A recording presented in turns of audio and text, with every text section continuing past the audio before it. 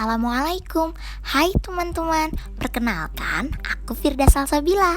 Pada kesempatan kali ini aku akan mengajak kalian untuk mengenal UU ITE lebih dalam.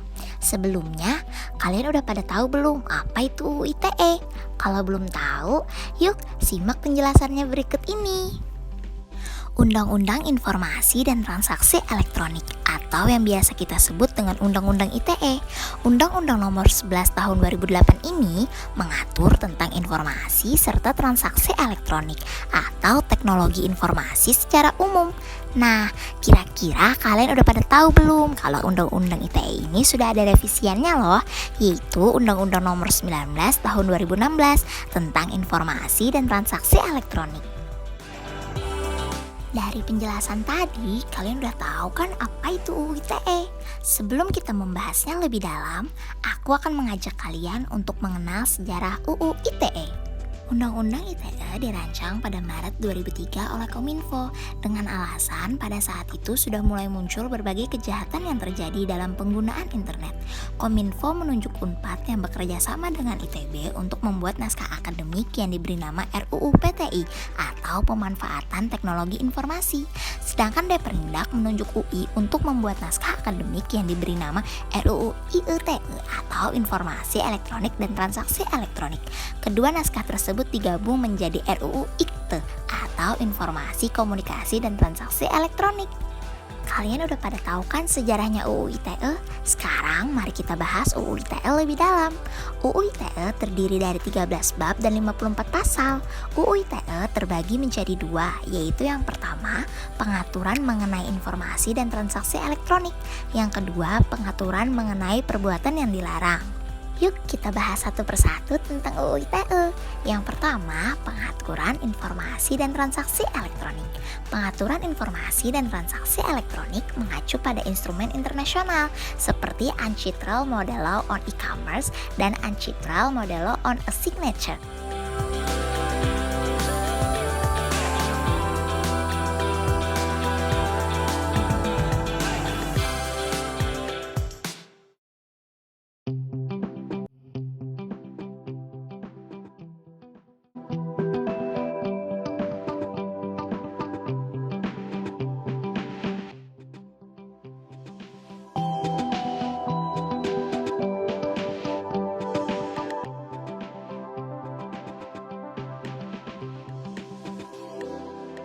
Lalu yang kedua, UU ITE mengatur perbuatan yang dilarang. Yuk simak apa aja perbuatan yang termasuk perbuatan dilarang dalam Undang-Undang ITE. Yang pertama ada konten ilegal. Yang kedua akses ilegal. Yang ketiga intersepsi ilegal. Yang keempat gangguan terhadap sistem. Dan yang terakhir penyalahgunaan alat dan perangkat. Perbuatan yang masuk dalam konten ilegal antara lain yaitu kesusilaan, perjudian, penghinaan atau pencemaran nama baik, serta pengancaman dan pemerasan.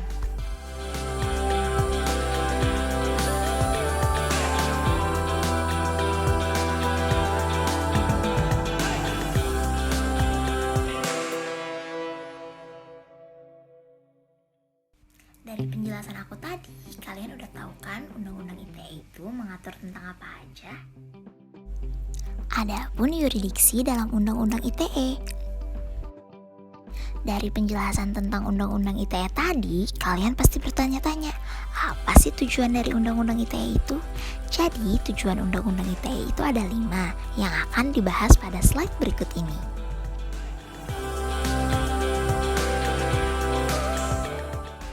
Belum lengkap kalau aku belum memberikan contoh perbuatan yang melanggar Undang-Undang ITE. Yang pertama ada kasus pembulian. Kasus pembulian masuk dalam pasal 27 ayat 3 Undang-Undang ITE. Lalu yang kedua ada penyebaran berita bohong atau hoax. Penyebaran berita bohong masuk dalam pasal 28 ayat 1 Undang-Undang ITE. Dan contoh kasus terakhir yaitu ancaman.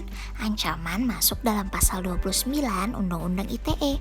Perbuatan-perbuatan tadi jangan ditiru ya guys, karena itu termasuk pelanggaran Undang-Undang ITE. Seharusnya kita dapat bijak dalam menggunakan sosial media, bukan seperti contoh yang tadi.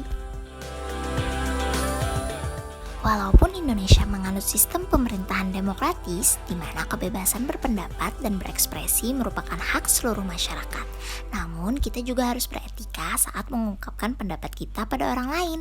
Jangan sampai pendapat kita menyakiti hati orang lain, sehingga berdampak pada diri kita sendiri. Nah, komentar-komentar negatif biasanya muncul di sosial media. Seharusnya kita bisa lebih bijak dalam menggunakan sosial media.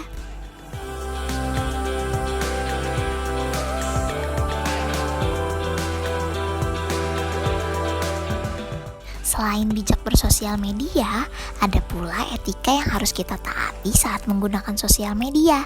Apa aja sih etikanya? Yaitu yang pertama, etika dalam berkomunikasi. Gunakanlah kata-kata yang sopan. Yang kedua, hindari sara dan pornografi. Yang ketiga, konfirmasi kebenaran berita. Jangan sampai kalian menyebarkan berita hoax ya. Yang keempat, menghargai karya orang lain. Dan yang terakhir, membatasi informasi pribadi. Tidak terasa, sampailah kita di penghujung pembahasan kali ini. Aku harap dengan video ini kalian dapat memahami UU ITE lebih dalam, serta lebih bijak dan beretika saat menggunakan sosial media.